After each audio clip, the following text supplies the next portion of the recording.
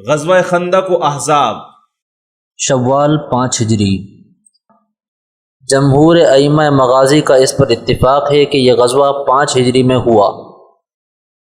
اس غزوے کا باعث اور سبب یہ ہوا کہ بنو نضیر کی جلا وطنی کے بعد حیی ابن اخطب مکہ گیا اور قریش کو رسول اللہ صلی اللہ علیہ وسلم کے مقابلے اور جنگ پر آمادہ کیا، اور کنانہ بن ربیع نے جا کر بنی غطفان کو آپ کے مقابلے کے لیے تیار کیا، اور ان کو یہ طمع دی کہ خیبر کے نخلستانوں میں جس قدر کھجوریں آئیں گی ہر سال اس کا نصف حصہ ہم تم کو دیا کریں گے۔ یہ سن کر عیینہ بن حصن فزاری تیار ہو گیا، قریش پہلے ہی سے تیار تھے۔ اس طرح ابو سفیان 10,000 آدمیوں کی جمعیت لے کر مسلمانوں کے استیصال اور فنا کر ڈالنے کے ارادے سے مدینے کی طرف روانہ ہوا۔ رسول اللہ صلی اللہ علیہ وسلم کو جب ان کی روانگی کی خبر پہنچی تو صحابہ سے مشورہ فرمایا۔ سلمان فارسی رضی اللہ تعالی عنہ نے خندق کھودنے کا مشورہ دیا کہ خندق میں محفوظ رہ کر ان کا مقابلہ کیا جائے، کھلے میدان میں مقابلہ مناسب نہیں۔ سب نے اس رائے کو پسند کیا۔ رسول اللہ صلی اللہ علیہ وسلم نے خود اس کے حدود قائم فرمائے اور خط کھینچ کر 10 آدمیوں پر 10 گز زمین تقسیم فرمائی۔ ابن سعد فرماتے ہیں کہ 6 دن میں خندقیں کھودنے سے فارغ ہوئے۔ صحابہ کرام کے ساتھ رسول اللہ صلی اللہ علیہ وسلم خود بھی خندق کھودنے میں مصروف ہوئے اور اول خود دست مبارک سے کدال زمین پر ماری، اور یہ کلمات زبان مبارک پر تھے: بسم اللہ وبہ بدینا ولو عبدنا غیرہ شقینا حبذا ربا وحبذا دینا، یعنی بسم اللہ اور اللہ کے نام سے شروع کرتے ہیں، مبادا اگر اس کے سوا کسی اور کی عبادت کریں تو بڑے ہی بدنصیب ہیں، وہ کیا ہی اچھا رب ہے اور اس کا دین کیا ہی اچھا دین ہے۔ جاڑوں کا موسم تھا، سرد ہوائیں چل رہی تھیں، کئی دن کا فاقہ تھا، مگر حضرات مہاجرین اور انصار نہایت ذوق کے ساتھ خندق کھودنے میں مشغول تھے۔ مٹی اٹھا کر لاتے اور یہ پڑھتے جاتے: نحن الذین بایعوا محمدا علی الجہاد ما بقینا ابدا، یعنی ہم ہی ہیں وہ لوگ جنہوں نے محمد کے ہاتھ پر بیعت کی ہے اور آپ کے واسطے سے اپنی جانوں کو خدا کے ہاتھ فروخت کر چکے ہیں، جب تک جان میں جان ہے کافروں سے جہاد کرتے رہیں گے۔ رسول اللہ صلی اللہ علیہ وسلم جواب میں یہ ارشاد فرماتے: اللہم لا عیش الا عیش الآخرہ فاغفر للانصار والمہاجرہ، اے اللہ بے شک زندگی تو حقیقت میں آخرت کی زندگی ہے، بس انصار اور مہاجرین کی مغفرت فرما۔ اور کبھی فرماتے: اللہم انہ لا خیر الا خیر الآخرہ فبارک فی الانصار والمہاجرہ، یعنی اے اللہ بے شک حقیقی خیر اور بھلائی آخرت ہی کی خیر اور بھلائی ہے، بس برکت دے انصار اور مہاجرین میں۔ براء بن عازب رضی اللہ تعالی عنہ راوی ہیں کہ خندق کے دن رسول اللہ صلی اللہ علیہ وسلم خود بنفس نفیس مٹی ڈھو کر لا رہے تھے، یہاں تک کہ شکم مبارک گرد آلود ہو گیا، اور یہ کہتے جاتے تھے: واللہ لولا اللہ ما اہتدینا ولا تصدقنا ولا صلینا فانزلا سکینۃ علینا وثبت الاقدام ان لاقینا ان الاولی قد بغوا علینا اذا ارادوا فتنۃ ابینا، یعنی خدا کی قسم اگر اللہ کی توفیق نہ ہوتی تو ہم کبھی ہدایت نہ پاتے اور نہ صدقہ دیتے اور نہ نماز پڑھتے۔ اے اللہ ہم پر سکون اور اطمینان نازل فرما اور لڑائی کے وقت ہم کو ثابت قدم رکھ۔ ان لوگوں نے ہم پر بڑا ظلم کیا، یہ جب کبھی ہم کو کسی فتنے میں مبتلا کرنا چاہتے ہیں تو ہم کبھی اس کو قبول نہیں کرتے، اور ابینا بآواز بلند بار بار فرماتے۔ حضرت جابر فرماتے ہیں کہ کھودتے ایک سخت چٹان آ گئی، ہم نے آپ سے عرض کیا، آپ صلی اللہ علیہ وسلم نے ارشاد فرمایا: ٹھہرو میں خود اترتا ہوں۔ آپ نے جب پہلی بار بسم اللہ کہہ کر کدال ماری تو وہ چٹان 1/3 ٹوٹ گئی۔ آپ نے فرمایا: اللہ اکبر، مجھ کو ملک شام کی کنجیاں عطا کی گئیں، خدا کی قسم شام کے سرخ محلوں کو اس وقت میں اپنی آنکھوں سے دیکھ رہا ہوں۔ پھر آپ صلی اللہ علیہ وسلم نے دوسری بار کدال ماری تو دوسرا تہائی ٹکڑا ٹوٹ کر گرا۔ آپ نے فرمایا اللہ اکبر، فارس کی کنجیاں مجھ کو عطا ہوئیں۔ خدا کی قسم مدائن کے قصر ابیض کو اس وقت میں اپنی آنکھوں سے دیکھ رہا ہوں۔ تیسری بار آپ نے بسم اللہ کہہ کر کدال ماری تو بقیہ چٹان بھی ٹوٹ گئی۔ آپ نے فرمایا اللہ اکبر، یمن کی کنجیاں مجھ کو عطا ہوئیں۔ خدا کی قسم صنعاء کے دروازوں کو میں اپنی آنکھوں سے اس جگہ کھڑا دیکھ رہا ہوں۔ اور ایک روایت میں ہے کہ پہلی بار کدال مارنے سے ایک بجلی چمکی جس سے شام کے محل روشن ہو گئے۔ آپ نے اللہ اکبر کہا اور صحابہ نے بھی تکبیر کہی، اور یہ ارشاد فرمایا کہ جبریل امین نے مجھ کو خبر دی ہے کہ آپ کی امت ان شہروں کو فتح کرے گی۔ مسلمان خندقیں کھود کے فارغ ہوئے کہ قریش 10,000 آدمیوں کا لشکر جرار لے کر مدینہ پہنچے اور احد کے قریب پڑاؤ ڈالا۔ رسول اللہ صلی اللہ علیہ وسلم 3,000 مسلمانوں کی جمعیت اپنے ہمراہ لے کر مقابلے کے لیے کوہ سلا کے قریب جا کر ٹھہرے۔ خندقیں مابین فریقین کے حائل تھیں۔ عورتوں اور بچوں کو ایک قلعے میں محفوظ ہو جانے کا حکم دیا۔ یہود بنی قریظہ اس وقت تک الگ تھے، لیکن حیی بن اخطب سردار بنو نذیر نے ان کو اپنے ساتھ ملا لینے کی پوری کوشش کی، یہاں تک کہ وہ خود کعب بن اسد سردار بنی قریظہ کے پاس گیا جو پہلے سے رسول اللہ صلی اللہ علیہ وسلم کے ساتھ معاہدہ کر چکا تھا۔ کعب نے حیی کو آتے دیکھ کر قلعے کا دروازہ بند کر لیا۔ حیی نے آواز دی کہ دروازہ کھولو۔ کعب نے کہا افسوس ہے حیی، بلا شبہ تو منحوس آدمی ہے، میں محمد صلی اللہ علیہ وسلم سے معاہدہ کر چکا ہوں، میں اب اس عہد کو نہ توڑوں گا، کیونکہ میں نے محمد سے سوائے سچائی اور ایفاء عہد کے کچھ نہیں دیکھا۔ حیی نے کہا کہ میں تمہارے لیے دائمی عزت کا سامان لایا ہوں، قریش اور غطفان کی فوجوں کو لا کر میں نے یہاں اتارا ہے۔ ہم سب نے یہ عہد کیا ہے کہ جب تک محمد اور ان کے ساتھیوں کا استیصال اور قلع قمع نہ کر دیں گے اس وقت تک یہاں سے ہرگز نہ ٹلیں گے۔ کعب نے کہا خدا کی قسم تو ہمیشہ کی ذلت اور رسوائی لے کر آیا ہے، میں محمد صلی اللہ علیہ وسلم سے کبھی عہد نہ توڑوں گا، میں نے ان سے سوائے سچائی اور ایفاء عہد کے کچھ نہیں دیکھا۔ حیی برابر اصرار کرتا رہا یہاں تک کہ اس کو عہد شکنی پر آمادہ کر لیا۔ رسول اللہ صلی اللہ علیہ وسلم کو جب یہ خبر ہوئی تو سعد بن معاذ اور سعد بن عبادہ اور عبداللہ بن رواحہ رضی اللہ عنہم کو تحقیق حال کے لیے روانہ فرمایا اور یہ حکم دیا کہ اگر یہ خبر صحیح نکلے تو وہاں سے واپس آ کر اس خبر کو ایسے مبہم الفاظ میں بیان کرنا کہ لوگ سمجھ نہ سکیں، اور اگر غلط ہو تو پھر علی الاعلان بیان کرنے میں کوئی مضائقہ نہیں۔ یہ لوگ کعب بن اسد کے پاس گئے اور اس کو معاہدہ یاد دلایا۔ کعب نے کہا کیسا معاہدہ اور کون محمد؟ میرا ان سے کوئی معاہدہ نہیں۔ جب واپس آئے تو رسول اللہ صلی اللہ علیہ وسلم سے یہ عرض کیا عزل قارہ، یعنی جس طرح قبیلہ عزل اور قارہ نے اصحاب رجیع یعنی خبیب رضی اللہ تعالی عنہ کے ساتھ غدر کیا، اسی طرح انہوں نے بھی غداری کی۔ رسول اللہ صلی اللہ علیہ وسلم کو ان کی غداری اور بدعہدی سے صدمہ ہوا۔ کافروں نے ہر طرف سے مسلمانوں کا محاصرہ کر لیا۔ باہر کے دشمنوں کا ٹڈی دل سامنے پڑاؤ ڈالے ہوئے تھا، اندرونی دشمن یعنی قریظہ بھی ان کے ساتھ مل گئے۔ ہر شخص مسلمانوں کے خون کا پیاسا تھا۔ الغرض مسلمانوں کے لیے عجب پریشانی کا وقت تھا، جاڑوں کی راتیں تھیں اور کئی دن کا فاقہ تھا۔ یہ وقت ابتلا اور آزمائش کا تھا۔ ابتلا کی کسوٹی پر نفاق اور اخلاص کو کسا جا رہا تھا۔ اس کسوٹی نے کھرا اور کھوٹا الگ کر دکھایا۔ چنانچہ منافقین نے حیلے اور بہانے شروع کیے اور عرض کیا یا رسول اللہ، ہمارے گھر پس دیوان ہونے کی وجہ سے غیر محفوظ ہیں، بچوں اور عورتوں کی حفاظت ضروری ہے، اس لیے اجازت چاہتے ہیں۔ اور مسلمان جن کے قلوب اخلاص اور ایقان سے لبریز تھے ان کی یہ حالت ہوئی جو حق جل شانہ نے بیان فرمائی۔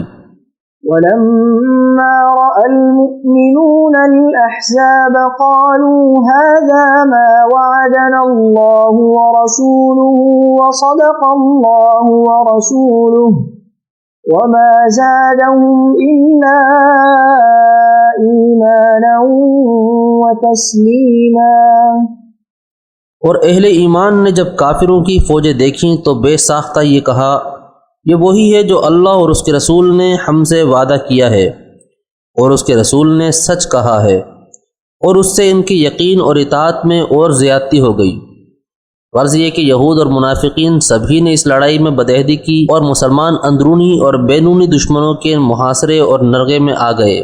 محاصرے کی شدت اور سختی سے رسول اللہ صلی اللہ علیہ وسلم کو یہ خیال ہوا کہ مسلمان بمقتضائے بشریت کہیں گھبرا نہ جائیں، اس لیے قصد فرمایا کہ عیینہ بن حصن اور حارث بن عوف سے، جو قبائل غطفان کے قائد اور سردار تھے، مدینہ کے نخلستان کے تہائی پھل دے کر ان سے صلح کر لی جائے، تاکہ یہ لوگ ابو سفیان کی مدد سے کنارہ کش ہو جائیں اور مسلمانوں کو اس حصار سے نجات ملے۔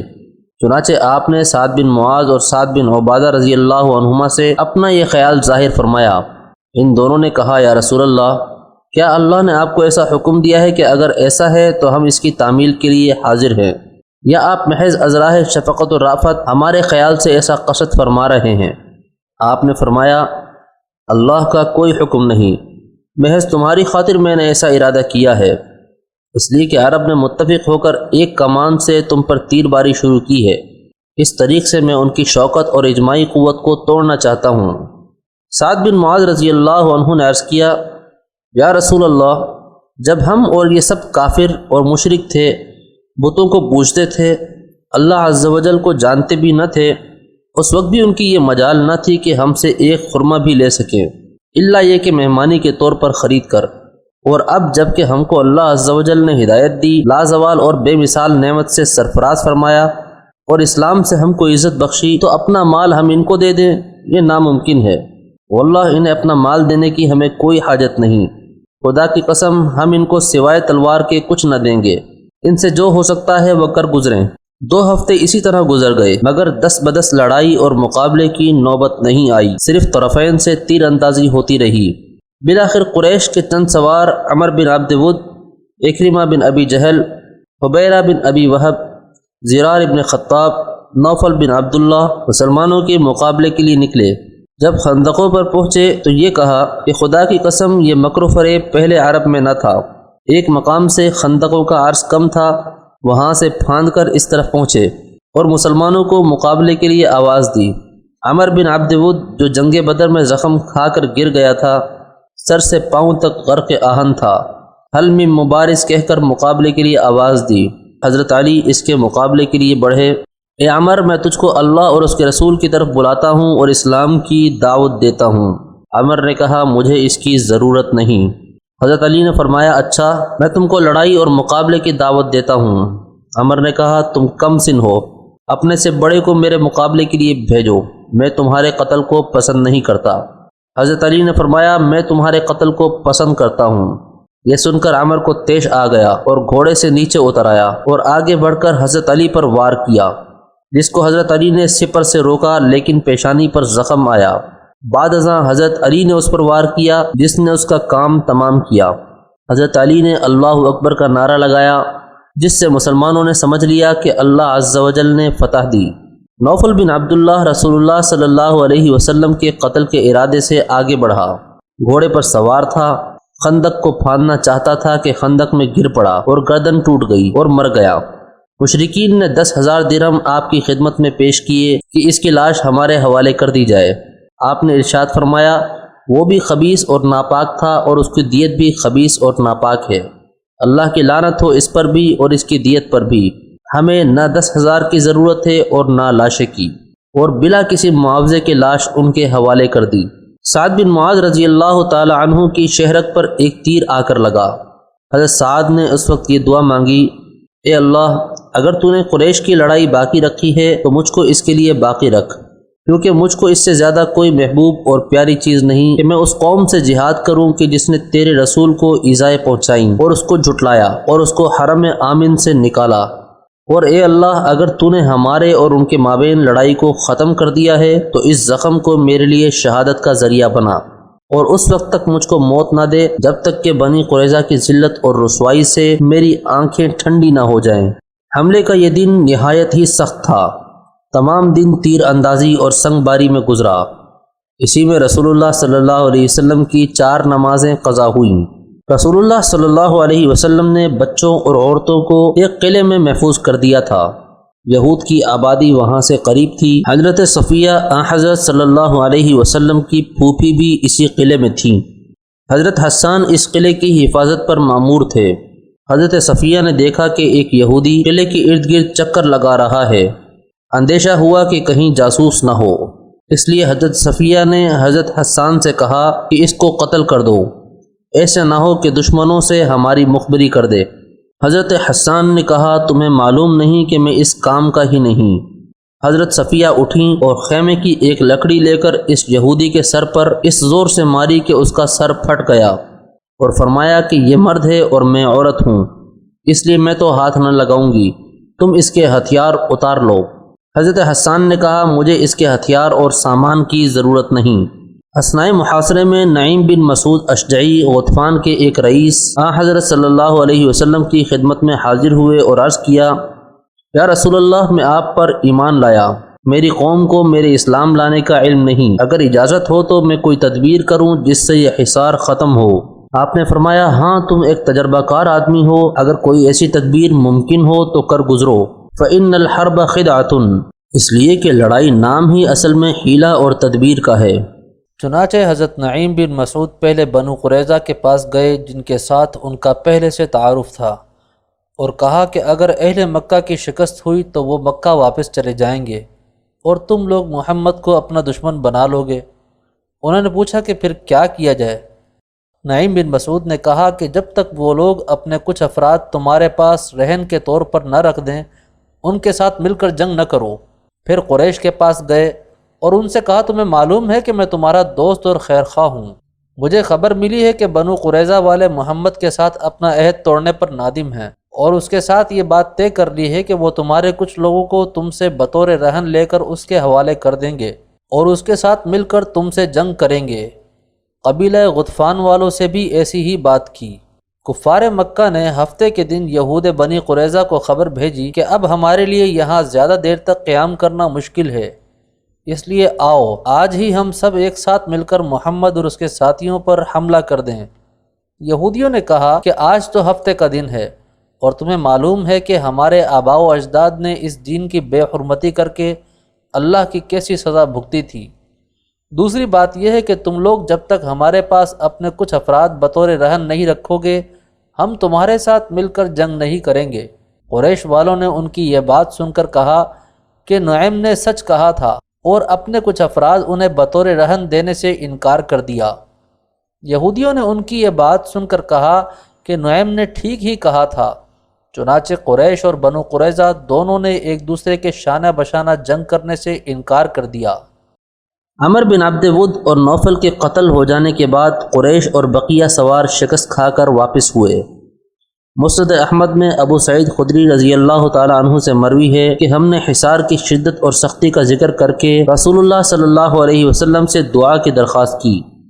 آپ نے فرمایا یہ دعا مانگو، اللہم استر عوراتنا و آمن روعاتنا، اے اللہ ہمارے عیبوں کو چھپا اور ہمارے خوف کو دور کر۔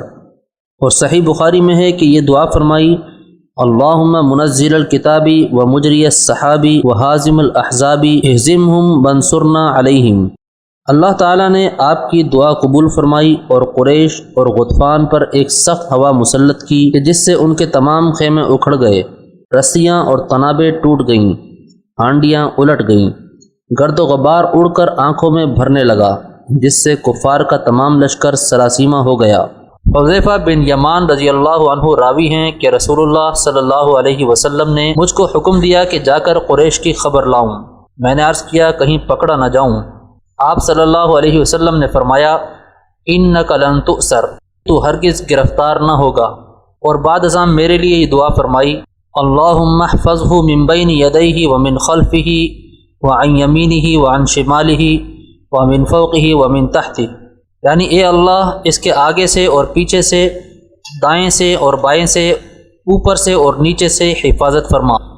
آپ صلی اللہ علیہ وسلم کی دعا سے میرا تمام خوف دور ہو گیا اور نہایت شاداں اور فرحاں روانہ ہوا۔ جب جانے لگا تو یہ فرمایا کہ اے حذیفہ کوئی نئی بات نہ کرنا۔ میں ان کے لشکر میں پہنچا تو ہوا اس قدر تیز تھی کہ کوئی چیز نہیں ٹھہرتی تھی، اور تاریکی ایسی چھائی ہوئی تھی کہ کوئی چیز دکھلائی نہیں دیتی تھی۔ اتنے میں حذیفہ رضی اللہ تعالی عنہ نے ابو سفیان کو یہ کہتے سنا، اے گروہ قریش، یہ ٹھہرنے کا مقام نہیں، ہمارے جانور ہلاک ہو گئے، بنو قریظہ نے ہمارا ساتھ چھوڑ دیا اور اس ہوا نے ہم کو سراسیمہ اور پریشان بنا دیا، چلنا پھرنا اور بیٹھنا مشکل ہو گیا ہے، بہتر یہ ہے کہ فوراً لوٹ چلو۔ اور یہ کہہ کر ابو سفیان اونٹ پر سوار ہو گیا۔ حذیفہ رضی اللہ تعالی عنہ فرماتے ہیں کہ اس وقت میرے دل میں خیال آیا کہ اس کو تیر سے مار ڈالوں، لیکن آپ صلی اللہ علیہ وسلم کا ارشاد یاد آ گیا کہ اے حذیفہ کوئی نئی بات نہ کرنا، اس لیے میں واپس آ گیا۔ جب قریش واپس ہوئے تو آپ صلی اللہ علیہ وسلم نے یہ ارشاد فرمایا، الآن نغزوہم ولا یغزوننا نحن نسیر الیہم، یعنی اب ہم ان پر حملہ آور ہوں گے اور یہ کافر ہم پر حملہ آور نہ ہو سکیں گے، ہم ہی ان پر حملہ کرنے کے لیے چلیں گے۔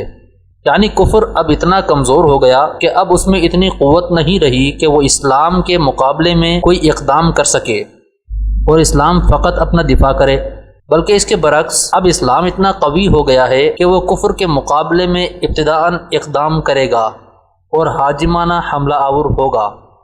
اور جب صبح ہوئی تو رسول اللہ صلی اللہ علیہ وسلم نے مدینے کی طرف مراجعت فرمائی اور زبان مبارک پر یہ کلمات تھے، لا الہ الا اللہ وحدہ لا شریک لہ لہ الملک ولہ الحمد وہو علی کل شیء قدیر، آئبون تائبون عابدون ساجدون لربنا حامدون، صدق اللہ وعدہ ونصر عبدہ وہزم الاحزاب وحدہ۔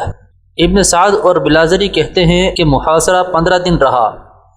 اس غزوے میں مشرکین میں سے 3 آدمی قتل ہوئے، نوفل بن عبداللہ، عمر بن عبد ود، منیہ بن عبید، اور 6 آدمی مسلمانوں میں شہید ہوئے، سعد بن معاذ، انس بن اویس، عبداللہ بن سہل، طفیل بن نعمان، ثعلبہ بن عنمہ، قیس بن زید، عبداللہ بن ابی خالد، کعب بن زید رضی اللہ تعالی عنہم اجمعین۔ اس کے بعد 2 رکوع جو ہے ان میں ذکر ہو رہا ہے غزوہ احزاب کا۔ ہمارے پاس چند منٹ ہے تو غزوہ احزاب کا جو تاریخی پس منظر ہے وہ میں بیان کر دیتا ہوں، باقی اس سے آگے ہم پڑھیں گے انشاءاللہ تعالی کل۔ یہ غزوہ ہوا ہے سن 5 میں، اور اس کے لیے جو ہے بڑا اہتمام ہوا ہے۔ سب سے پہلے تو یہ کہ بنو نذیر جو نکال دیے گئے تھے مدینے سے اور وہ پھر جا کر خیبر وغیرہ میں آباد ہو گئے تھے، اب انہیں مدینے کی یاد آتی تھی، انہیں ستاتی تھی یاد مدینے کی، وہ واپس آنا چاہتے تھے، وہ چاہتے تھے کہ مسلمانوں سے انتقام لے۔ تو انہوں نے پھر یہ ہے، اور اس میں خاص طور پر وہ ابو عامر راہب جس کا تذکرہ ہم پڑھ چکے ہیں سورہ توبہ کے اندر، انہوں نے جو ہے بڑی محنت کر کے ایک طرف قریش کو آمادہ کیا کہ وہ حملہ کریں، دوسری طرف یہ ہے کہ جو نجد کے قبائل تھے غطفان وغیرہ ان کو آمادہ کیا۔ تو یہ ایک گویا سمجھیے کہ متحدہ محاذ بن کر ایک گرینڈ آرمی جو ہے وہ آئی، 12,000 کی فوج، جو عرب میں یوں سمجھیے کہ یہ کوئی انہونی سی بات تھی کہ کوئی اتنی بھی قوت، وہ شمال سے بھی آئے، جنوب سے بھی آئے، اور مغرب سے بھی آئے، مشرق سے بھی آئے۔ اس کا نقشہ تو بعد میں جب ہم پڑھیں گے تو کھل جائے گا۔ اب انہوں نے آ کر گھیر لیا مدینے کو، محاصرہ کر کے پڑ گئے۔ اتنی بڑی فوج حضور کے پاس کل اس وقت جو تعداد بنتی تھی 3,000 کی تھی مدینے کے اندر، جن میں کہ منافقین بھی تھے۔ اور دوسری یہ کہ عقب میں وہ بنو قریظہ بھی موجود تھے، ایک قبیلہ بڑی طاقتور قبیلہ تھا، بڑا قبیلہ تھا، ان کی گڑھیاں تھیں، ان کے قلعے تھے، وہ موجود تھے۔ اب پیچھے وہ موجود ہیں، اندیشہ ہے کہ کہیں وہ غداری کریں، جیسے کہ اس سے پہلے بنو قینقاع نے کی یا بنو نذیر نے کی، اس وقت وہ غداری کریں گے، اور اس کی خبریں بھی مل گئی تھی کہ سلسلہ جنبانی ہو چکا ہے اور باہر سے وہ لشکر آ گیا ہے۔ 2 طرف مدینے کے حرات ہیں، چٹانیں ہیں لاوے کی، سیاہ پتھر ہیں اور چکنے ہیں، ان کے اوپر نہ اونٹ چل سکتا ہے اور نہ گھوڑا دوڑ سکتا ہے۔ تو وہ جو حرات ہیں مدینے کے 2 طرف، وہ تو گویا کہ ایک اللہ تعالیٰ کی طرف سے ایک نیچرل پروٹیکشن جو ہے مدینے کو ملی ہوئی ہے۔ اب 2 طرف جو رہ گئے تو اس میں پیچھے تھے یہ عقب میں جو ہے یہ بنو قریظہ کی گڑھیاں تھیں، اور سامنے کا علاقہ تھا کہ جہاں سے لشکر آ کر جو ہے انہوں نے جو حملہ کرنا تھا۔ تو پھر حضرت سلمان فارسی کے مشورے پر جب یہ مشورہ کیا حضور نے کہ اب اس طرح کیا کیا جائے، اتنا بڑی فوج آ گئی ہے، تو انہوں نے پھر بتایا کہ ہمارے ہاں یہ ایران میں یہ رواج ہے کہ جب اس طرح کی سچویشن ہو تو کھلے میدان میں جا کر لڑنے کی بجائے ہم خندق کھود لیتے ہیں، تاکہ اس خندق کے اندر سے ہو کر پھر یہ ہے کہ جو بھی چھلانگ مار کے آئے گا خندق میں سے اس کو عبور کر کے آئے گا تو ان کے ساتھ مقابلہ کرنا آسان ہے. ایک ایک کر کے آئیں گے, 10 آئیں گے, ایک دم پورا لشکر جو ہے دوڑ کر جو ہے کیولری ان کی جو ہے گھوڑے دوڑا کر تو نہیں آ سکتے. تو اس حوالے سے پھر خندق کھودی گئی. بہت ہی رسد کم تھا, فاقے لوگوں کو ہو رہے تھے, 2 3 دن کے کھانے کو کچھ نہیں ملا, سردی شدید تھی. اس موسم میں پھر طے ہوا کہ خندق کھودو, تو مسلمان خندق بھی کھود رہے تھے. اور اسی دوران یہ خبر بھی مل گئی کہ بنو قریظہ بھی بغاوت پر اور بدعہدی پر آمادہ ہیں. یعنی ہر اعتبار سے یہ سمجھ لیجئے کہ اللہ تعالیٰ نے اہل ایمان کے صبر اور امتحان کے لیے ایک بہت ہی سخت خوفناک صورت پیدا کر دی. اگرچہ اس کے بعد ہوا کیا, اس میں یہ ہے کہ ایک تھے حضرت نعیم ابن مسعود اشجعی, انہوں نے ایک بڑی تدبیر کی, حضور سے آ کر اجازت بھی دی. اشجعی قبیلے کے تھے, وہ باہر کے تھے, مدینے کے نہیں تھے, کہ حضور اگر آپ مجھے اجازت دیں تو میں ان کے مابین کچھ آپس میں بد اعتمادی پیدا کر دوں. بنو قریظہ کے پاس گئے کہ دیکھو تم یہاں رہتے ہو, یہ تو باہر سے آئے ہیں, فرق کریں.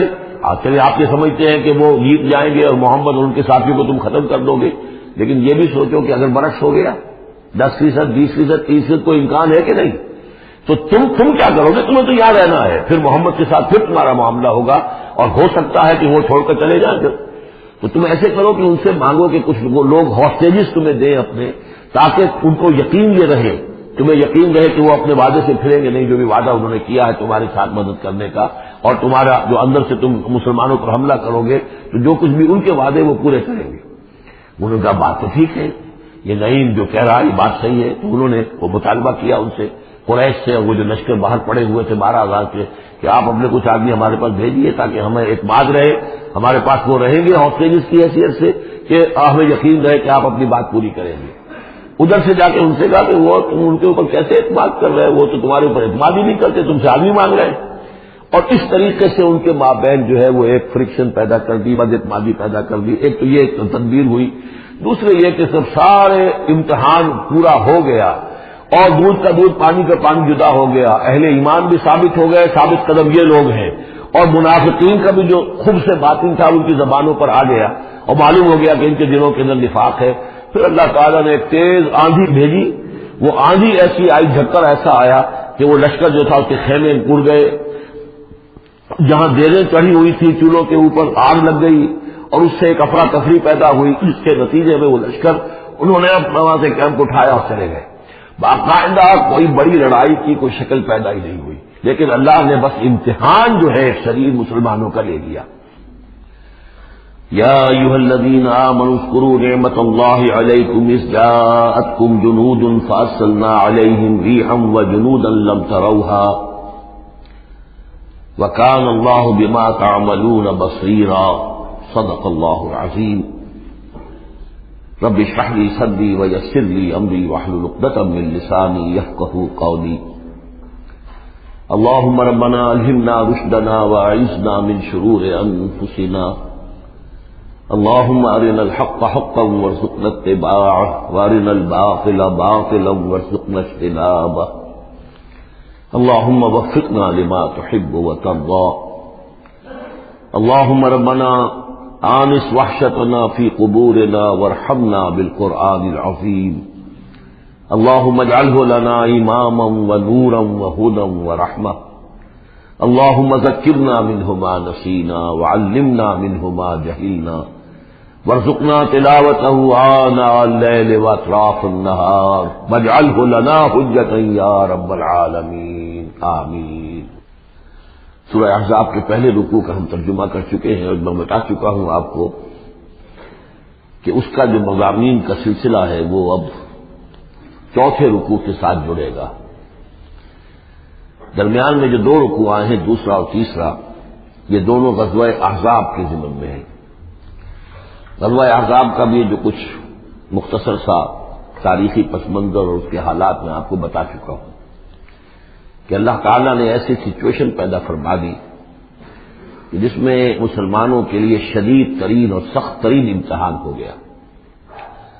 تو میرا اپنا اندازہ ہے, واللہ عالم, ذاتی اعتبار سے جس قدر شدید معاملہ حضور کے ساتھ ہوا ہے طائف میں, ذاتی اعتبار سے ظاہر بات ہے کہ وہاں شخصاً آپ پر ہوئی زیادتی جو ہوئی ہے, اور ایک بہت بڑا امتحان اجتماعی سطح پر مسلمانوں کے لیے اسی شدت کا امتحان اور اسی درجے کی آزمائش جو ہے وہ غزوہ احزاب کے موقع پر آئی ہے۔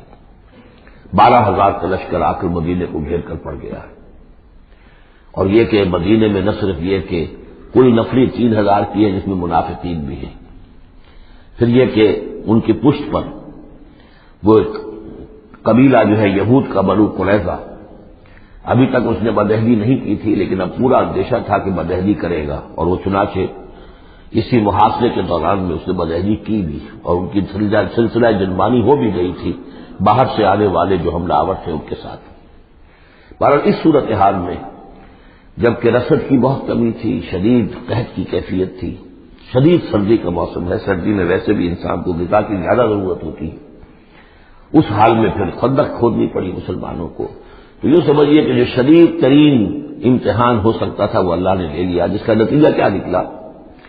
جو منافق اپنے دلوں میں نفاق کو چھپائے ہوئے تھے وہ نفاق ظاہر ہو گیا، ان کی زبانوں پر آ گیا، اور یہی اصل میں آزمائش کا اصل مقصود ہے۔ لیمیز الخبیث من الطیب، کہ اللہ تعالیٰ خبیث کو اور طیب کو علیحدہ کر دے، ممیز کر دے، جیسا کہ سورہ عنکبوت کے ہم نے پہلے رکوع میں 2 مرتبہ وَلَيَعْلَمَنَّ اللَّهُ الَّذِينَ صَدَقُوا وَلَيَعْلَمَنَّ الْكَاذِبِينَ وَلَيَعْلَمَنَّ الَّذِينَ آمَنُوا وَلَيَعْلَمَنَّ الْمُنَافِقِينَ، اللہ تعالیٰ واضح کر دے گا، کھول کر رکھ دے گا کہ کون ہے سچے اور کون ہے جھوٹے، یعنی کون ہے حقیقتاً مومن اور کون ہے منافق۔ تو اس کا یہ فنومینن ہے، یہ گویا کہ جیسے کہ اس وقت سن 5 نبوی میں شدید ترین حالات ہو گئے تھے غلاموں کے لیے، نوجوانوں کے لیے۔ ظاہر بات ہے کہ حضور پر تو اس طرح کی دسترازی نہیں کر سکتے تھے مکے کے لوگ، لیکن غلام تھے یا نوجوان تھے ان کے اوپر جو ہے جس طریقے کی شدید قسم کی آزمائش آ گئی تھی، اسی طرح کی گویا کہ آزمائش سن 5 نبوی میں یہ غزوہ احزاب کی شکل میں مدنی دور میں آ گئی ہے۔ یہ 5 ہجری ہے، وہ 5 نبوی ہے۔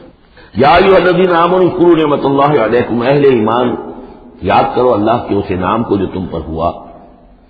اذ جاءکم جنود، جب تمہارے پاس تم پر حملہ آور ہوئے بہت سے لشکر، بنو غطفان آئے، بنو فزارہ آئے مشرق کی طرف سے، اور جنوب اور مغرب کی طرف سے جو ہے چلے آ رہے ہیں قریش، اور ان کو جو ہے پوری سپورٹ حاصل ہے شمال سے یہود کی، ان میں وہ کہ بنو نذیر بھی ہیں کہ جو مدینے ہی سے نکالے گئے تھے، اور اس کے علاوہ یہ کہ خیبر کے یہودی بھی ہیں۔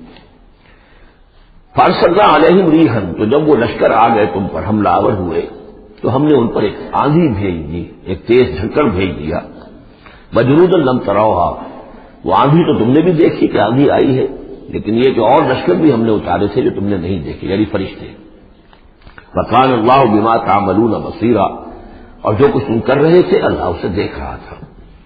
کون اب کس کے منہ پر، کس کی زبان پر نفاق آ گیا ہے، کس کا ایمان اور پختہ ہو گیا ہے۔ یہ ایک جملے میں گویا کہ پوری داستان کو تو اللہ نے سمو لیا۔ 20-25 دن تک محاصرہ رہا، اکا دکا مبارزت ہوئی۔ عمرو بن عبد ود آیا، وہ ان کا بہت ہی پورے عرب کا معنی ہوا جو ہے، وہ شہ سوار بھی تھا اور بہت بڑا وہ لڑاکا آدمی، 90 برس کی عمر، لیکن یہ کہ اس کے مقابلے میں آنے کی کوئی ضرورت نہیں کرتا تھا۔ جب وہ آیا ہے اور اس نے اپنے گھوڑے کو وہ ایڑ لگائی ہے کہ چھلانگ مار کر پوری جو تھی وہ خندق اس کو پار کر کے آ گیا، اور اکیلا ادھر آ کے کھڑا ہو گیا کہ آؤ کوئی ہے تمہارا مقابلہ جو مجھ سے کر سکے۔ بہرحال سب لوگ ششدر حیران تھے کہ اب اس کے مقابلے میں کون جائے۔ بالآخر حضرت علی نکلے رضی اللہ تعالیٰ عنہ، تو حضرت علی نے ہم سے کہا، بلکہ اس نے کہا میرے مقابلے میں جو کوئی بھی آتا ہے میری عادت ہے یہ کہ میں اسے پہلے 3 مواقع دیتا ہوں کہ وہ کوئی درخواست مجھ سے کرے جو منظور کر لوں۔ حضرت علی نے کہا میری پہلی درخواست یہ ہے کہ تم ایمان لے آؤ۔ میں نے کہا نہیں یہ نہیں ہو سکتا۔ اچھا دوسری درخواست میری یہ ہے کہ تم جنگ سے واپس چلے جاؤ۔ میں نے کہا یہ بھی نہیں ہو سکتا۔ تیسری بولو۔ تو حضرت علی نے فرمایا اچھا آؤ اب پھر مقابلے میں آؤ، یہ تیسری درخواست یہ ہے کہ آؤ مجھ سے مقابلہ کرو۔ تو وہ ہنسا، کہتا لگایا کہ میرا اندازہ نہیں تھا کہ پورے عرب میں کوئی شخص مجھے یہ بھی کہہ سکتا ہے کہ مجھ سے آؤ مقابلہ کرو۔ بہرحال حضرت علی نے اسے واصل جہنم کیا رضی اللہ تعالی عنہ وارضاہ۔ تو اس قسم کی اکی دکی مبارزتیں ہوئی تو باقاعدہ جس کو کہتے ہیں کوئی مٹ بھیڑ لشکروں کی وہ نہیں ہو سکی، لیکن یہ کہ 25 دن کا محاصرہ طول کھینچ گیا تھا۔ ادھر وہ حضرت نعیم ابن مسعود اشجعی نے جو بھی کچھ سلسلہ جلبانی کیا، کوئی صریح جھوٹ تو نہیں بولا، لیکن یہ کہ ایک توریہ کے انداز میں ایسی شکل پیدا کر دی کہ جس سے بنی قریظہ کے اور ان کے درمیان بھی کم سے کم بد اعتمادی ضرور پیدا ہو گئی فوری طور پر۔ پھر وہ آندھی آئی شدید، اور اللہ نے جو فرشتے بھیجے انہوں نے کیا کیا یہ ہمیں نہیں معلوم، کیا شکل اختیار کی، کہ بہرحال وہ سب کے سب اپنے پڑاؤ اٹھا کر چلے گئے۔ لیکن جو اس دوران صورت رہی ہے اس کا نقشہ کھینچا جا رہا ہے، اس جاؤکم من فوقکم ومن اسفل منکم، جبکہ وہ آئے لشکر تمہارے اوپر سے بھی تمہارے نیچے سے بھی۔ یہ جو جغرافیائی جو سلسلہ ہے عرب کا، میں نے کئی دفعہ آپ کو بتایا ہے کہ شمالاً جنوباً یہ جو حجاز کا پہاڑی سلسلہ چلتا ہے شمالاً جنوباً، اسی میں مکہ ہے، طائف ہے، مدینہ ہے، اسی کے آخر میں اوپر جا کر تبوک ہے۔ تو اس پہاڑی سلسلے اور ساحل کے درمیان ایک میدان ہے، یہ تہامہ کہلاتا ہے۔ تہامہ نیچے ہے، بہرحال میدان ہے وہ، اور پہاڑی سلسلہ آیا۔ پھر یہ کہیں 30 میل، کہیں 40، کہیں 50 میل چوڑا جو یہ پہاڑی سلسلہ، اس کے بعد جو آتا ہے وہ سطح مرتفع ہے، وہ اونچی سطح ہے، لیکن مرتفع، اس میں پہاڑی سلسلہ نہیں ہے، سطح ہے۔ تو اس جاؤکم من فوقکم، تو گویا کہ جو ادھر سے آئے ہیں وہ اوپر سے آئے ہیں، جو مشرق سے آئے، بنو غطفان وغیرہ کے جو قبائل آئے۔ من اسفل منکم، نیچے سے، جو تہامہ کی طرف سے ہو کر آئے ہیں وہ قریش کا لشکر جو ہے جو مکے سے ہو کر آیا ہے۔ وہی زاغت الابصار، اور جبکہ نگاہیں کج ہو گئی تھیں، جسے ہم کہتے ہیں کہ نگاہیں پتھرا گئی خوف کے مارے۔ وبلغت القلوب الحناجر، اور جب دل جو ہے وہ حلق میں آ گئے تھے، ہنسلیوں میں آ کر پھنس گئے تھے۔ جب آدمی کے اوپر دہشت ہو تو اس طریقے سے معلوم ہوتا ہے، جسے ہم کہتے ہیں دل بلیوں اچھلنے لگا، تو معلوم ہوتا ہے جب دل کی دھڑکن تیز ہوتی ہے کہ شاید وہ نکل جائے گا یہاں سے۔ وَتَظُنُّونَ بِاللَّهِ الظُّنُونَ، اور تم پھر اللہ کے بارے میں بڑے طرح طرح کے گمان کر رہے تھے، اب دل میں تمہارے خیال آ رہے تھے۔ هُنَالِكَ ابْتُلِيَ الْمُؤْمِنُونَ، اس وقت اہل ایمان کا خوب امتحان لے لیا گیا، ابتلا خوب ہم نے کر لی، جانچ لیا، پرکھ لیا۔ وَزُلْزِلُوا زِلْزَالًا شَدِيدًا، اور وہ ہلا مارے گئے، جھنجھوڑ دیے گئے۔ وَإِذْ يَقُولُ الْمُنَافِقُونَ، اب نتیجہ کیا نکلا؟ جبکہ کہہ رہے تھے وہ منافق، وَالَّذِينَ فِي قُلُوبِهِم مَرَضٌ، اور جن کے دلوں میں روگ تھا، مَا وَعَدَنَا اللَّهُ وَرَسُولُهُ إِلَّا غُرُورًا، ہم سے اللہ اور اس کے رسول نے جو وعدے کیے تھے جھوٹے ثابت ہوئے، ہمیں سبز باغ دکھا کے مروا دیا اللہ نے اور اس کے رسول نے۔ ہم سے کہا تھا کہ کیسر اور کسرا کی سلطنت تمہارے قلبوں میں آئے گی، ہم سے کہا تھا اللہ کی مدد آئے گی، یہ کہاں اللہ کی مدد آئی؟ بعض منافقین نے کہا ہمارا حال تو یہ کہ ہم قضائے حاجت کے لیے باہر نہیں جا سکتے، ہم مدینے کے اندر محصول ہو گئے ہیں۔ ظاہر بات ہے کہ سینیٹیشن کا بھی کوئی نظام نہیں تھا، کس قدر وہاں پر اس سے ایک مسئلہ پیدا ہو چکا ہو، باہر نکل نہیں سکتے بالکل، تو قضائے حاجت وغیرہ بھی وہی ہو رہی ہے۔ یہ ان کے منہ پر جو ہے، ان کی زبانوں پر جو اندر کا خبث تھا، اندر کی گندگی تھی، زبانوں پر آ گئی۔ ما وعدنا اللہ ورسولہ الا غرورا، نہیں وعدہ کیا تھا ہم سے اللہ اور اس کے رسول نے مگر جھوٹا، دھوکے کا وعدہ۔ وَإِذْ قَالَتْ طَائِفَةٌ مِّنْهُمْ يَا أَهْلَ يَثْرِبَ، اور جبکہ ان میں سے ایک گروہ یہاں تک کہہ رہا تھا، اے یثرب والو، لا مقام لکم فارجعوا، اب تمہارا کوئی ٹھکانہ نہیں ہے، لوٹ جاؤ یہاں سے، کہاں تم مقابلہ کر سکتے ہو؟ یہ 12,000 کا لشکر آ گیا، کوئی ممکن ہے؟ کوئی امکان تمہیں نظر آتا ہے؟ تو کسی طریقے سے کہیں سے بھاگنے کے لیے راستہ تلاش کرو۔ وَيَسْتَأْذِنُ فَرِيقٌ مِّنْهُمْ النَّبِيَّ، اور ان میں سے ایک گروہ جو ہے آ کر نبی سے اجازت طلب کر رہا تھا، يَقُولُونَ إِنَّ بُيُوتَنَا عَوْرَةٌ، اور وہ کہہ رہا تھا کہ ہمارے تو گھر کھلے پڑے ہوئے ہیں، یعنی گھروں کو اندیشہ ہے، گھروں کے اوپر پیچھے سے بنو قریظہ کے لوگ حملہ آور ہو جائیں، ہماری عورتیں وغیرہ جو ہم نے چند حویلیوں کے اندر جن کو جمع کیا ہے، آپ نے یہی کیا تھا حضور نے صلی اللہ علیہ وسلم، خواتین کو، بچوں کو ایک ایسی جگہ پر کہ جہاں وہ وسطی علاقہ تھا مدینے کا، اور وہاں بڑی کوئی حویلی تھی، اس میں جمع کر دیا تھا۔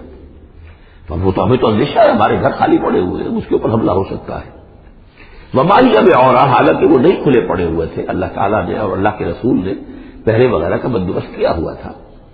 ان یریدون الا فرارا، حقیقت میں وہ فرار چاہتے تھے، بھاگنا چاہتے تھے، یہ تو بہانہ تھا جو بگا رہے تھے، اصل میں جنگ سے پیٹھ دکھا کر بھاگنا مقصود تھا۔ وَلَوْ دُخِلَتْ عَلَيْهِمْ مِنْ أَقْطَارِهَا، اور اگر کہیں داخلہ ہو ہی گیا ہوتا دشمن کا اس مدینے کے اندر اس کے چاروں طرف سے، ثُمَّ يُسْئِلُ الْفِتْنَةَ، اور پھر ان سے مطالبہ کیا جاتا فتنے کا، یعنی ارتداد کا۔ اگر یہ مشرکین کی فوجیں جو ہے کہیں خدا نہ خاصہ مدینے میں داخل ہو جاتی اور اب وہ کہتی کہ یا تو مرتد ہو جاؤ اور یا ہم تمہیں قتل کرتے ہیں، تو وہ ماں تلبسوا الا لآتوها، وہ فتنے کو قبول کر لیتے، مرتد ہو جاتے، وما تلبسوا بها الا یسیرا، اور تھوڑی سی دیر بھی نہ لگاتے، بہت ہی تھوڑا سا وقت تھا، یعنی وہ ایمان ان کے دلوں میں اس کی جڑیں گہری تھی ہی نہیں، تو وہ مرتد ہونے کے لیے تیار تھے۔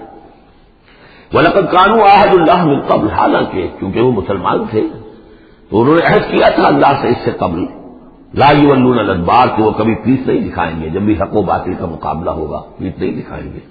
وَكَانَ عَهْدُ اللَّهِ مَسْئُولًا، اور یقیناً اللہ کے ساتھ جو عہد کیا گیا اور پھر اس کے بارے میں بات پرس ہوتی ہے کہ وہ عہد پورا کیا گیا یا نہیں کیا گیا۔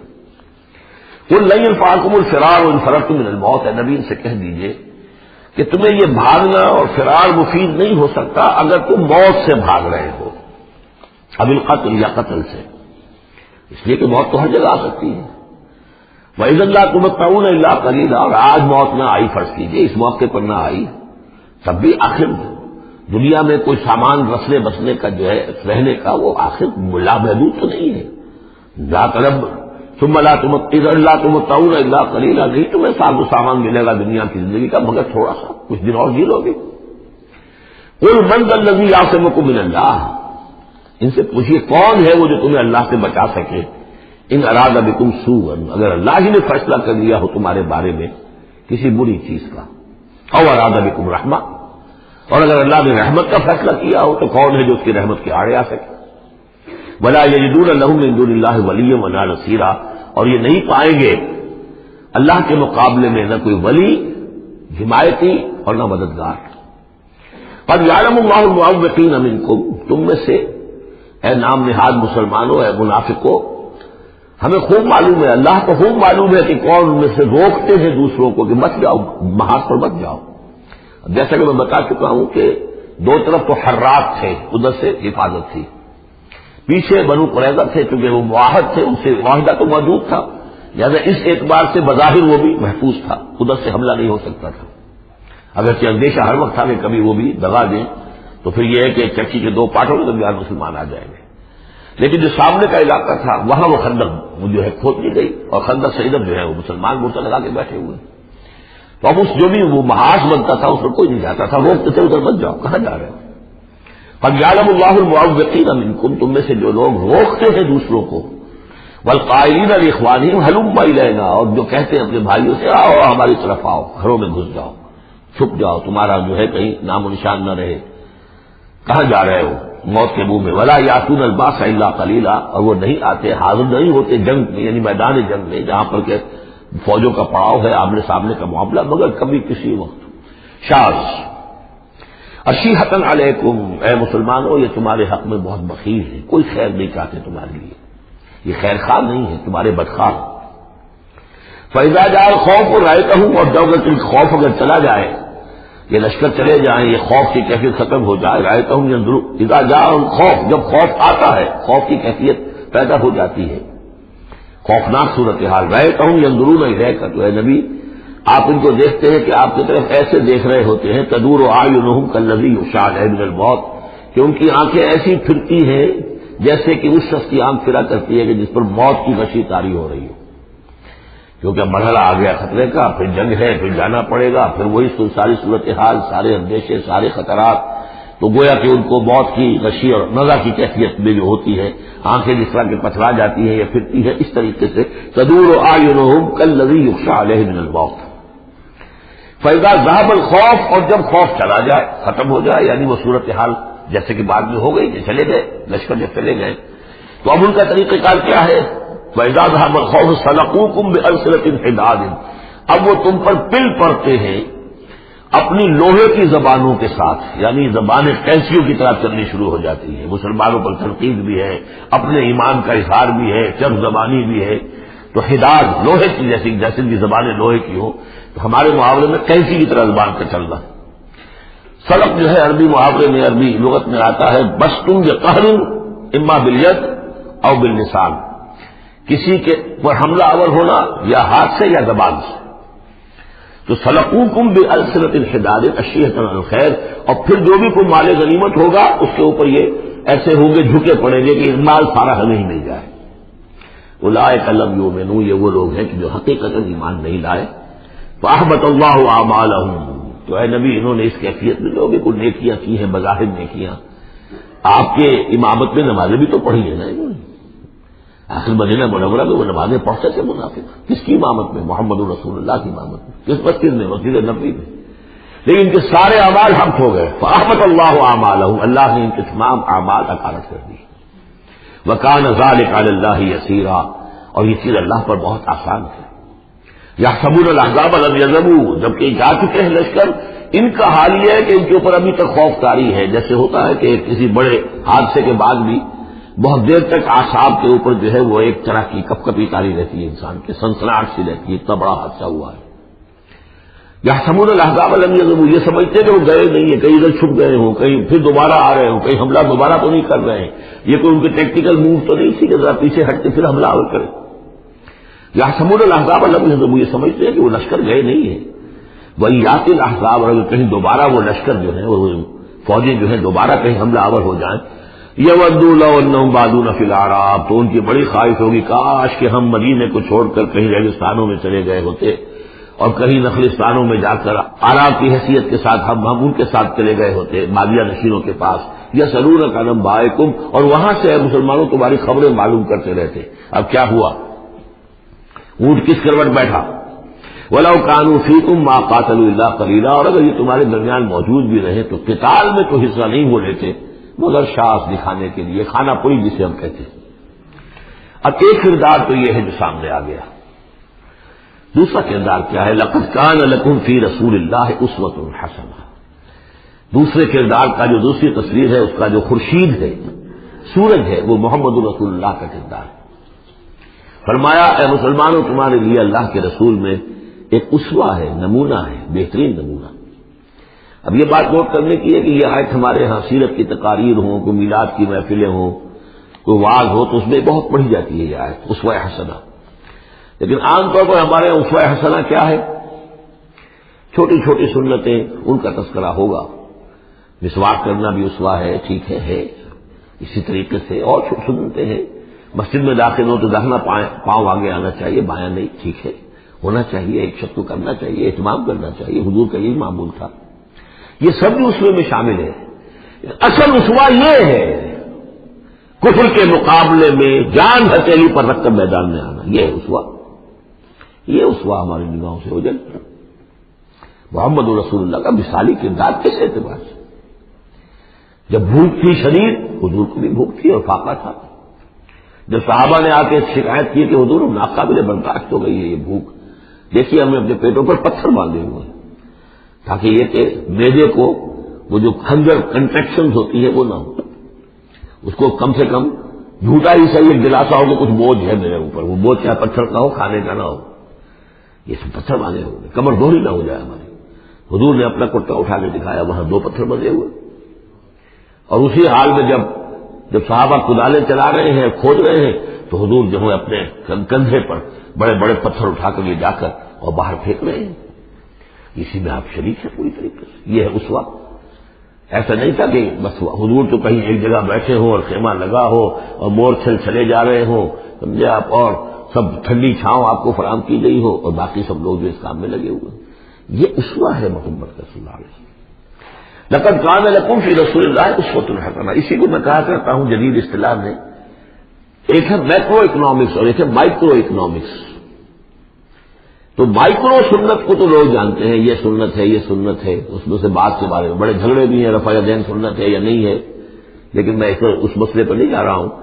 لیکن میکرو سنت جو ہے، سب سے بڑی سنت جو ہے، وہ تو یہ ہے کہ وحی کے آغاز کے بعد سے لے کر 40 برس کی عمر کے بعد سے لے کر حضور نے ایک لہجہ، ایک منٹ معاش کی جدوجہد میں صرف نہیں کیا، پوری زندگی، پورا وقت، پوری توانائی، پوری قوت دعوت دین، اقامت دین، دین کی دعوت، دین کی اقامت اسی میں لگائی۔ کوئی جائیداد نہیں بنائی، کوئی کاروبار، حالانکہ اس سے پہلے آپ بہت کامیاب تاجر تھے، کاروبار کرتے تھے، لیکن جب یہ فرض منصبی آ گیا، یا ایھا المدثر قم فانذر وربک فکبر، اب یہی کام ہے، تو کچھ تو اس کی بھی پیروی کرنے کی کوشش کی جائے، اس درجے میں نہ صحیح، وہ عکس تو ہو۔ میکرو سنت جو ہے کسی درجے میں تو اپنی زندگی کے اندر اس کا عکس پیدا کیا جائے۔ ہاں اس کے ساتھ پھر چھوٹی چھوٹی سنتیں بھی ہونا تو کیا کہنے ہیں، پھر نور علی نور ہے. لیکن یہ میکرو سنت کا تو ہے ہی نہیں. اپنی تو ساری توانائی، ساری طاقت، سارا وقت دنیا بنانے میں، اور یہ کہ وہ مسواک کر لی تو سمجھا کہ میں نے تیر مار لیا، 100 شہیدوں کا ثواب مل گیا مجھے، میں نے مسواک کیے، میں نے برش نہیں کیا. اور بعض لوگ تو پھر مسواک اپنی جیب میں اس طرح رکھتے ہیں کہ جیسے قومی نشان ہمارا، یہ اس طریقے سے تاکہ معلوم ہو جائے کہ یہ شخص جو ہے سنت رسول کا پابندی کرنے والا. تو لقد کان لکم فی رسول اللہ اسوۃ حسنۃ لمن کان یرجو اللہ والیوم الآخر. بڑی اہم آیت ہے یہ.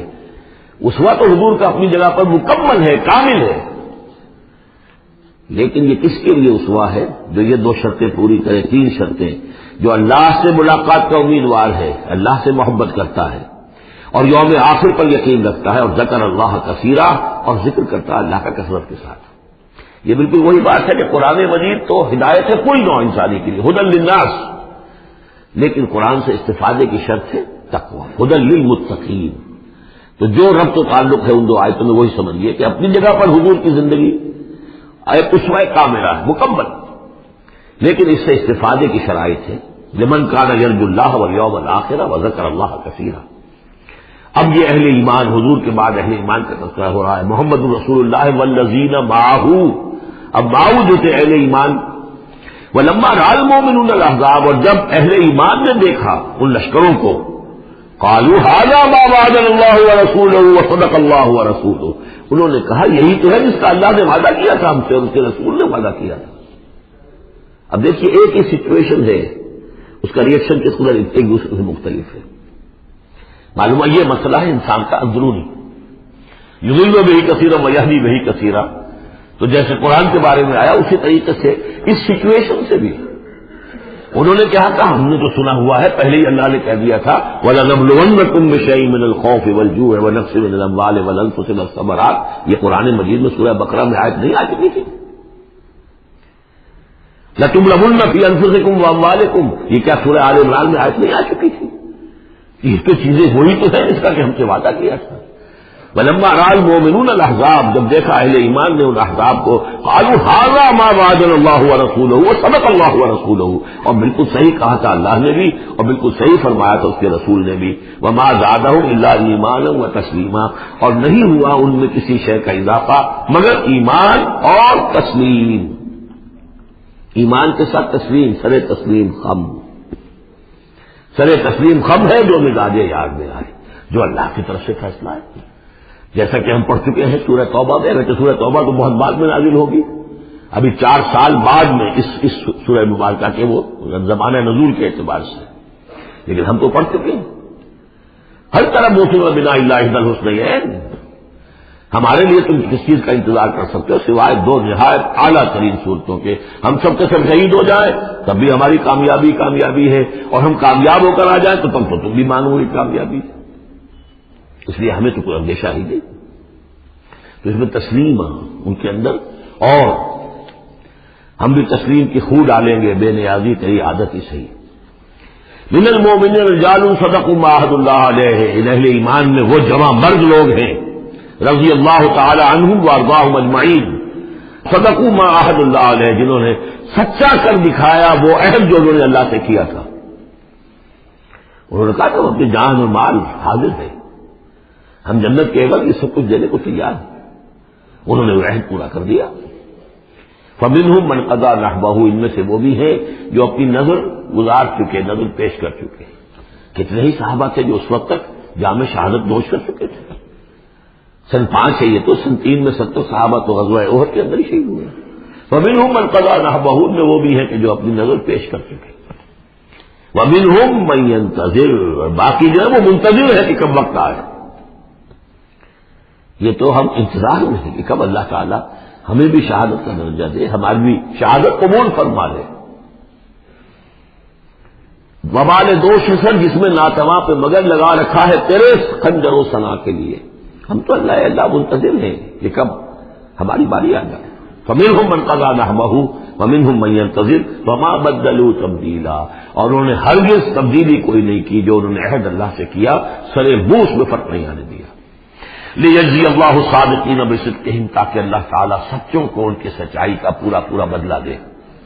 وَيُعَذِّبَ الْمُنَافِقِينَ إِن شَاءَ أَوْ يَتُوبَ عَلَيْهِمْ، اور ان منافقوں کو چاہے تو ان پر عذاب بھیج دے اور چاہے تو ابھی ان کی توبہ قبول کر لے، انہیں توبہ کا موقع دے دے۔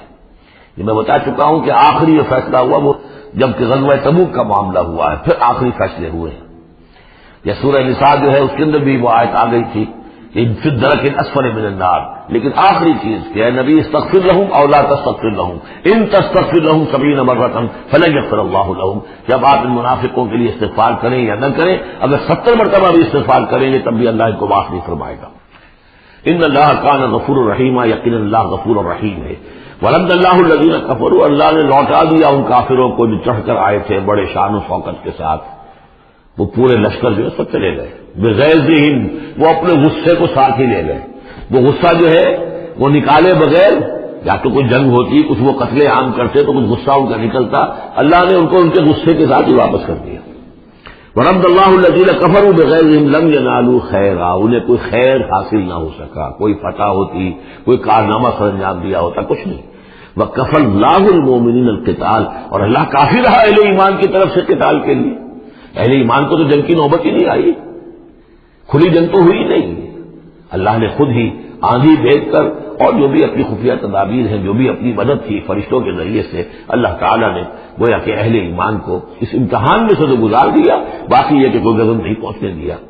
وکان اللہ قویا عزیزا، اور یقیناً اللہ تعالیٰ قوی اور عزیز ہے، زبردست ہے، قوت والا ہے۔